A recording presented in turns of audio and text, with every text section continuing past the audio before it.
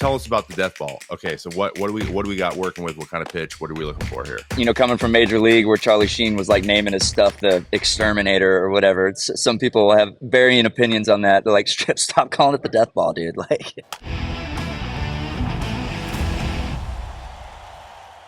Ross Stripling joining us right now. And Chicken Strip, it's been a minute, dude. We've also got our debut host here, Trevor May, joining the FT fam, our first pitcher on the full-time host list. So you want to say hello to Trevor as well? Trevor, what's up, dude? Good to have you on the show. We need more pitchers. Start accumulating more, and we'll really get this show flying. I'll try to start us off here. Good. You talking to us outside of Hohokam there? I am, yeah. I was trying to set up my phone just right, but I didn't get the background that I was shooting for. But yeah, it's right in the back there. Perfect weather, perfect sun. Oh, good for you. This spring's been amazing, man. Last spring was cold. This spring, just perfect every day.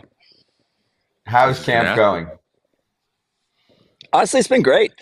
It really has. Talk about like a young team, coming off a tough year. Trevor, I know you were a part of it. Everyone says hello. You get talked about all the time. Sounds like you left a mark over here in a good way. It's just a young team. Obviously, the next couple of years are totally up in the air as far as like where we're playing, and that's going to be a big narrative around this season, as well as what's opening day look like. We're hearing about a possible boycott, some stuff like that. So it reminds me of like a young Blue Jays team that I joined where I was playing in Buffalo and then Dunedin in Buffalo before we got to Toronto, and just like a young core that's come up together, and they're all just trying to make it to the big leagues. There's not a lot of egos. They're just like excited young guys, but it's been a good camp. A lot of, back to the basics. We got to get these young guys doing the plenty amount of PFPs and stuff that you make young guys do that a lot of the veteran teams don't do, but that's part of it. It's been great.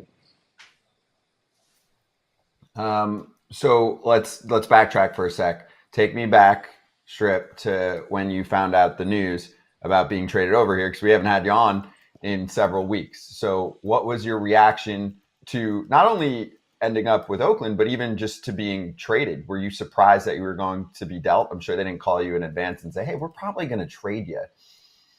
Yeah, not the way it goes. I think any of those calls you get are always a surprise, right? I had some really good conversations throughout the offseason with the Giants coaches that stayed, such as JP Martinez, the pitching coach over there, as well as the new guys, Brian Price, obviously Bomel, and just felt like I had a really good rapport with everyone over there. So I felt good going into the second year as a Giant and ready to like make good on the contract that I signed there and have a better year than I did in 2023. And then I'm throwing a live BP at Rice University. I got my Apple Watch on and it goes off. It says Farhan. You're like, that's, you never know what that is. And I finished my live BP and I call him back. And then just very matter of fact, like, Strip, we traded you to the A's. We had a good conversation, left it in a good place. And then the rest of that day is just madness as far as saying bye to people from the Giants, getting all the calls from Mark Kotze, et cetera, from the A's, and calling my wife and saying like, look, we got traded, but guess what? We're not moving houses in Arizona or in the East Bay, so don't stress too much. I'm just got a different commute to work now. But it was as any of those calls that you get, man, just absolutely hectic 48 hours. And then we're used to it, man. You come into a new locker room, and I got 100 new friends right away. And now a few weeks into camp, I feel right at home. So you're already over in the East Bay anyway. So are you actually like closer now to work? I just my average commute will probably be about the same, but I won't have to deal with the Bay Bridge, right? Every now and then, man, that Bay Bridge, especially on those day games, baby. Yeah. So now rather than going over the Bay Bridge, I just hang a left into Oakland, coming down the hill from Lafayette, and so it'll be an easier drive for sure. All right, well, watch out for those motorcycles. You mentioned the young crew, and I got a lot of love for those guys, and there's some kids in that locker room that I think are going to be stars. Anyone in particular that has surprised you or impressed you so far in camp? Yeah, I mean, the low-hanging fruit is Zack Gelof. He just has lived up to the hype in every way. I think coming off of, really storming the league last year with, what do you have? He had like 20 and 20, and it just after he got caught up after the All-Star break, so really took the league by storm, and then carrying it into a spring. He's had a really hot spring. We've had a couple guys that have had really hot springs. Andujar's having a good spring. JJ Bleday is having a good spring. Seems like we've got a lot of guys that are hitting.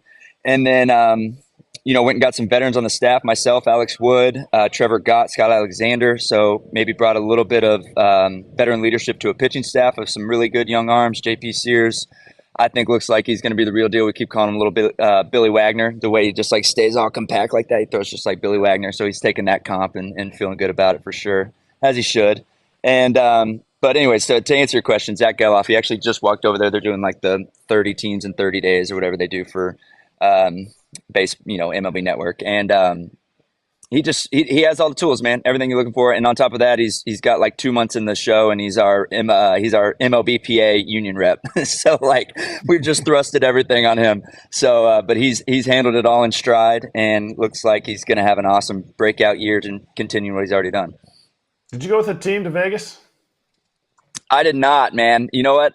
Any other year I would have gone, Kratzy, but I had both sides of the family in town for a double birthday. Both my kids have around the same birthday, so we just had a birthday party for them this last weekend. So I couldn't go. Otherwise, I'm not missing a trip to Vegas. But when you got both sides of family in town for a birthday party, I can't really be like, all right, I'll see you guys in 48 hours and go to Vegas. The Athletics might miss a trip to Vegas in 3 years, but hey, that's different. That's different news. We'll see what happens there. You're on a guaranteed deal. You can discuss that, but I want to know before we get to that, what kind of cake did you guys have for a double birthday party? It's got to be some legit cake. It was legit. My wife did a great job. She has a future career in event planning. I think she is dynamite at it. I can't tell you what my 3-year-old's was. It was like a combo, like vanilla, all sorts of stuff. But the 1-year-old, his name's Brody. You get him the smash cake, right, where you just put it right in front of him and you just like see what he does. And I'll probably post a video on Instagram at some point. He like looks at it for a second, really trying to feel it out. What is this thing? And it's just like, whoa, he just starts hammering it. So that's like a rite of passage for a little guy. I think that's legitimately the first time he's had sugar in his life. So it was perfect. That's what I was going to ask. I was going to ask if he had ever had any sugar up until that point, because it's like you see their eyes get bigger and you're like, is this really happening? Mom, can I do this? Who was more nervous about him having sugar, mom or dad? Definitely mom. Mom sometimes at a restaurant will like get up and use the restroom, and I'll slip Brody a little taste of some ice cream, or maybe let him try the Sour Patch Kid or whatever, even when Mama's not looking. But she doesn't know that. What's water boy? Well, Mama don't know, don't hurt her. Brody's had sugar maybe a time or two before, but that was the first cake experience. You eased him in. Yeah. like the bad guy in high school. I get it. Yeah. Giving the freshman a couple cigarettes. I see what you're doing. I'm earning the brownie points early, man. I'm setting up the stage to be good cop. and my wife doesn't even know. Yeah. We'll see if it works out. I'll keep you updated. Hey, Strip, what did the guys say about the Vegas trip? Sounds like it was great. I think the first night was a little chilly. I'm not sure there was a ton of fans there. And then the second night sounds like it was full house, or second day, full house. And, it's definitely like one of those places that pitchers don't want to go, but hitters love it. It's the ball flies, especially just kind of in that league, in that part of the PCL in general, right? But, that I have not played there, but I heard the stadium's awesome. I've heard, the facilities are great, and it sounds like guys had a good trip. It's kind of nice to break up the monotony of spring training, right? And it was a show trip. Got on a big league plane, stayed in a nice hotel in Vegas, got some meals, and played 2 big league games, in the middle of spring training. And some of these guys were coming up for minor league camp, and just enjoyed a little 48-hour kind of feeling like a big leaguer little thing. So I think it was great. Can't beat a show trip. You can't beat a trip to Vegas either in spring training. I was all pumped when I saw that on the schedule last year, even though I also didn't go when they were like, hey, you want to go? I was like, no. But that 21-year-old does, I'm sure. So I want to do a little transition into talk some pitching. I've been told that you have a new pitch in the works, and it's got a name, the Death Ball. First of all, phenomenal name. Second of all, I was just talking about this with some I think some of my buddies at home. I was like, I think more people need to name their pitches. I think we need to go full major league. I think that everyone should name their pitches. So tell us about the Death Ball. Okay, so what do we got working with? What kind of pitch? What are we looking for here? Yeah, it's funny you say that, because coming from Major League, where Charlie Sheen was like naming his stuff the Exterminator or whatever. Some people have varying opinions on that. They're like, stop calling it the Death Ball, dude. Like, it's essentially it's a gyro slider from a high arm angle, right? Like if you look at Fairbanks, Luke Jackson, Zach Jackson actually has one here. Nick Martinez, Glasnow, Verlander, like big, tall dudes with high arm slots.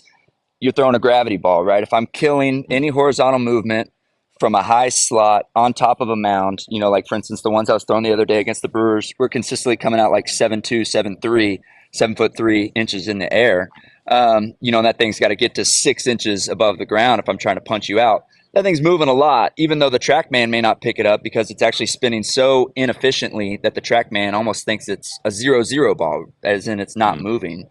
But it is because of just where I'm releasing it and where it has to end up at the plate. And it's a hard moving downward slider. And just to get into it, I threw 12 of them the other day against the Brewers, 10 in the strike zone, and all 10 got swung at, which is cool. But only one swing and miss. It was a strikeout to Christian Yelich, which I'll take all day. But, it's getting more contact than I was initially hoping for. The reason I added it to the arsenal was to try and get more swing and miss.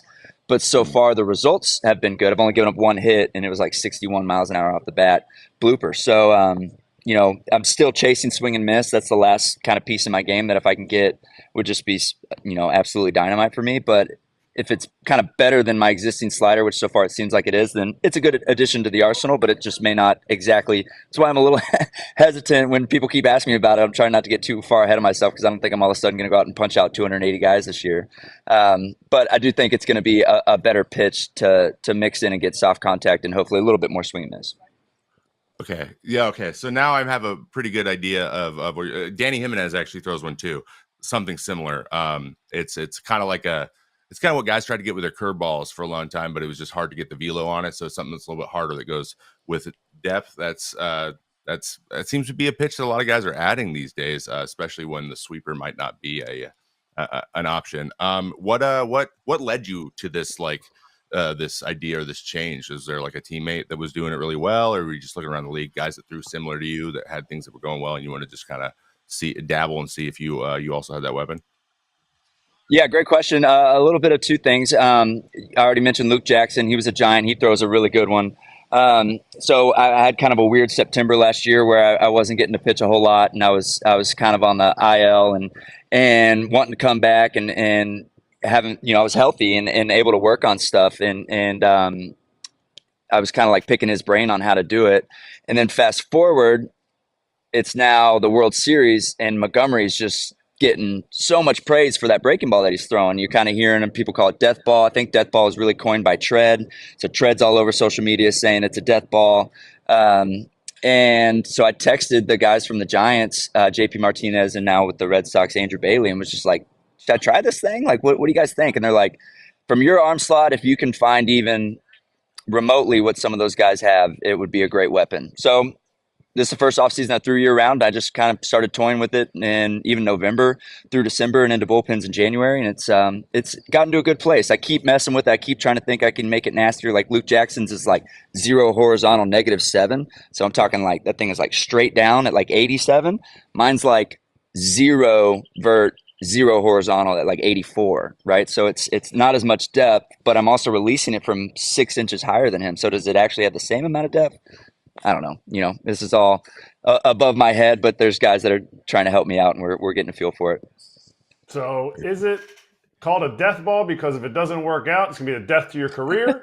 Or is it because the death ball is – and I'm thinking about – and I want to go back and look at this swing, Christian Yelich's swing. Did he think it was going to have more horizontal break, and since it was just more straight down – did he swing where he thought it was going to be? Like, did he swing inside of it like he thought it was going to break farther into him? Do you remember?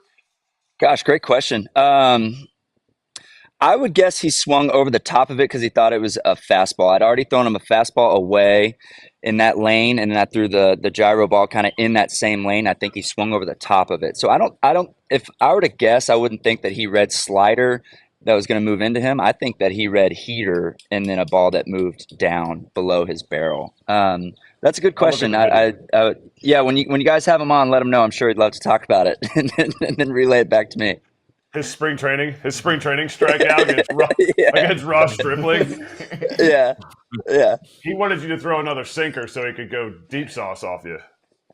Yeah, that's actually, if you type in Ross Stripling into Giphy, the number one GIF will be me in Milwaukee doing something like this. I'm like looking up in the sky. I'm going, because I just thrown Yelich a cutter on an 0-1 cutter on his hands that I was trying to move his feet. Like I was literally trying to get him out of the box because I was going to go to like a changeup away, and he pulled it for a homer. So like a ball Kept it fair. that I was throwing. Yeah, I was throwing a ball to literally almost try and hit him to just get him uncomfortable, and he just gets his hands and pulls it for a homer. And my reaction was like, "What the hell just happened?" So that's my most popular GIF. Hey, Strip, let me ask you this. So the transition from San Francisco to the A's, do you think on the personal side it's helpful for you? Because I know, Bob Melvin taking over is probably going to change things, but we've spoken to quite a few Giants pitchers this offseason who were like, yeah, it's a unique setup there. And in fact, even can hinder some players from signing there if they're concerned that, they might be kind of messed around with. We've gotten into this, but now it sounds like, hey, every fifth day, A's rotation, and we freaking need you. No messing around. Go do your thing. Yeah, I've always asked for this opportunity. Right now, it feels like it's getting handed to me, and very excited for it. And so yes, from a career standpoint and an opportunity standpoint, it certainly feels like the best opportunity I've had. Like coming out of a spring training of maybe a leash to fail, right, and a leash to just go get 100 pitches every fifth day and give us the best chance to win that you can, Strip, and show some of these young guys what it's like to be a big league starter and what it's like behind the scenes to put the work in and to get ready every fifth day and help them prepare to navigate through a lineup, an Astros lineup, a Rangers lineup, etc. So it's a really cool combination of the best opportunity I've had in my career to log innings and to be a dude every fifth day, but also to be a leader. I mean, I'm the second oldest guy on the team. I have the second most service time on the team. This is not a role I'm familiar with. I'm used to being on the Dodgers and Blue Jays and following like Kershaw around like a little puppy dog saying, "Show me the way, Clayton." To now kind of being the opposite of that, and that's a really cool place to be. But also, like we've already talked, I'm still trying to figure stuff out myself here. But to answer your question, the stuff with the Giants, I don't think worked out the way anybody anticipated. I think if you were to ask Farhan or Gabe Kapler this time last year, I don't think they thought it was going to go that way. It just ended up kind of through injuries and where they thought we could get an advantage of winning baseball games. That's what we did, and we rocked Alex Cobb and Logan Webb, 2 starters all year, and after that, it was anybody, anytime. And this feels like it's going to be much more consistent starting opportunities and just kind of really knowing when I'm in there and able to prepare. Which as Trevor and Kratzy and everybody knows that's listening, like the more prepared you can be mentally as far as what your role is and really knowing to expect, I think the more chance you have to have success out there on the field. And so just feeling overall better about that for sure.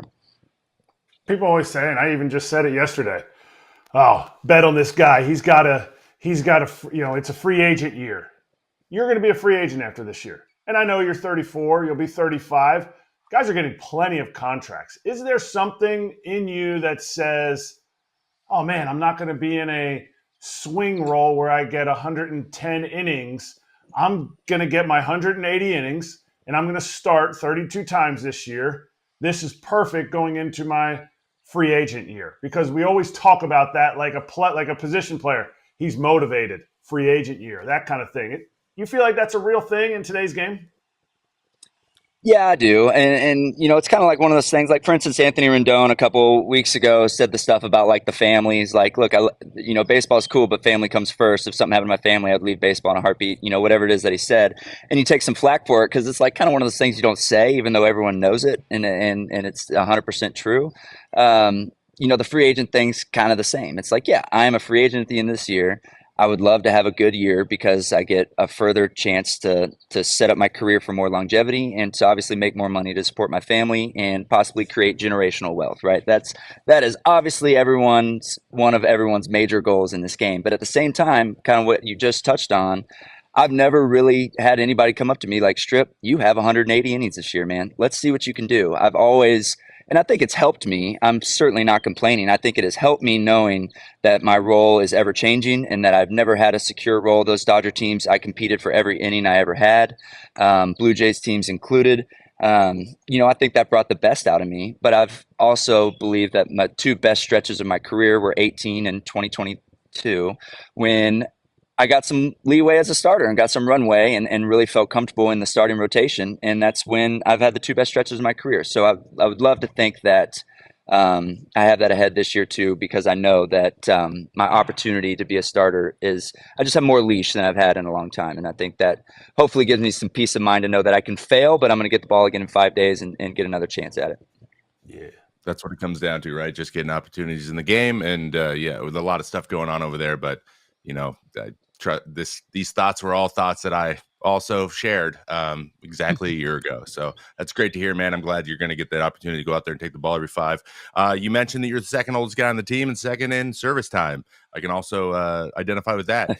So a certain role fell to me, and that is taking the mic at the front of the bus. If there is a guy on the team now, especially with the new vets that came in, because there's 4 of you, there was only 1 of me. Which one would you say, you can include yourself if you want, think that job is going to fall to, or would do a good job? Maybe they don't do it, but they could do a good job. Oh, man. Put me on the spot. Of the new guys, Woody would be the best. Alex Wood. He would be the best of all of us, but I'm still not convinced he would be great. He'd just be the best of all of us. That is a hard job, man. I mean, that some of those, Kratzy, you probably remember that those are 30-minute, bus rides in where you are providing the entertainment to 26 dudes that just got off a show flight and are trying to finish the night strong and have a good time, and they're looking to you to entertain them. That is not easy. So to answer your question, I would probably go Lawrence, but he's obviously competing for a spot, so I don't know that we would thrust that on him. We'd also want him to be the one singing. Part of it's bringing the young guys up and you make them do the singing and the entertainment while you just kind of facilitate it. You might know better than me, man. Anybody off the top of your head need to be your protege? I mean, I think Gelof would do a good job. But I think you just run with Brownie, man. Just yeah. You got no choice. That's yours. He was up there. I'd bring him on as a guest every once in a while. And I had Tony Kemp up there with me too. So I wasn't alone, but yeah, they weren't taking the mic out of my hands. Let's put it that way. Yeah, that's a good one. I would love to see I think Woody. That would have been my guess. So it's good to hear that. Long story short, it's not me. I can promise you that it's not me. I can throw some Taylor Swift or some Justin Bieber on for the boys, and but after that, I don't have many jokes. So it's not going to be me.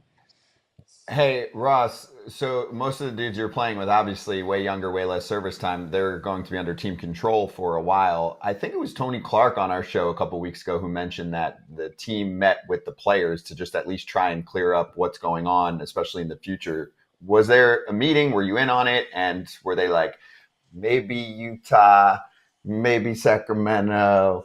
We called the Giants, but I don't think they'll let us in their house. Did you have any of those combos with the whole organization? Yeah, we did. I guess it was the first day we had the whole team in here for spring.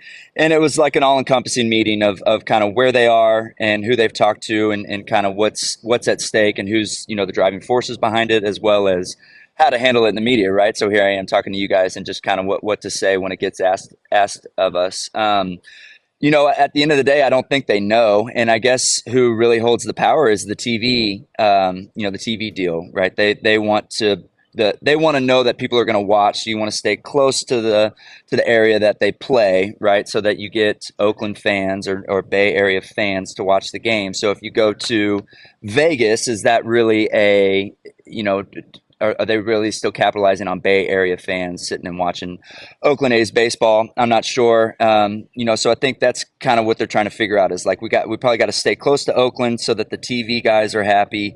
But really, what's best for players? It's a decision that I'm glad I'm not having to make. But yeah, we had a meeting. They kept us as up to date as they could. But when we exited that meeting, I think we all knew like, man, this is not an easy conversation or an easy decision to make, and it doesn't seem like we're necessarily close to having an answer right now.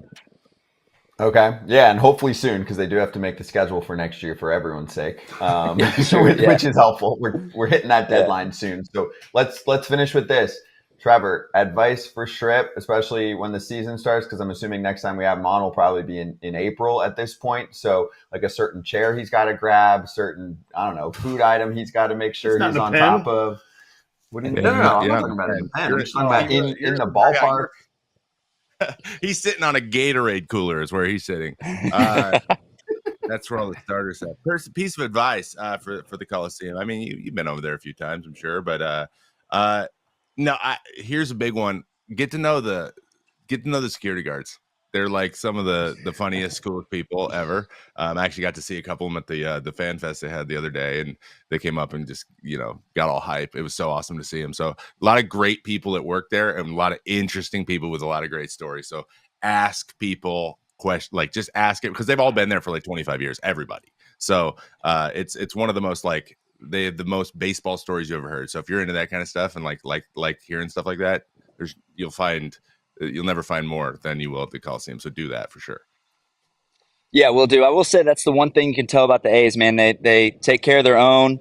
A lot of the coaches and staff and people have been here 20 plus years. When Kotz was rolling around introducing everybody, he was like, Coach XYZ, this is his 26th year. Clubby XYZ, this is his 19th year. You can just tell they have a lot of history and a lot of pride and a lot of guys that have been through the ups and downs of this organization, right? The good times and the bad times, and a lot of them played in the organization. So it's been fun to be a part of so far, and definitely feel at home and feel good about it, and appreciate the advice. I'll go tell those guys what's up. Well, thanks, Ross. Great to have you on, dude. Obviously, to catch up. I love the freaking hat, too. That pops. That pops. For all the bad uni talk, they nailed it on a lot of the hats this year. Like, they are freaking pristine. So excited to watch you on the mound soon, dude, in a regular season game. And we'll talk to you next month. All right. Appreciate it, guys. Trevor, good luck, man. You got this. You're going to do great. Thanks, Brad. I love that. Thanks, Strip. Hey, everybody.